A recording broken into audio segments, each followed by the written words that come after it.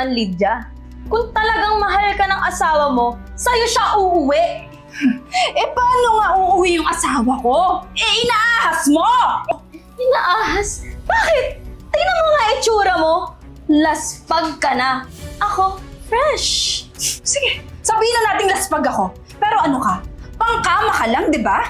Ano? Panandali ang saya ka lang asawa ko. Anong pakiramdam na ikaw ang asawa, pero sa akin siya masaya? Ay, sinasabi mo? Sige!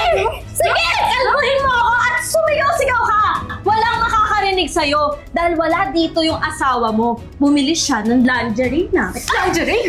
Lingerie? Sige! Taktan mo pa ako! Susumbong kita sa polis dahil trespassing ka!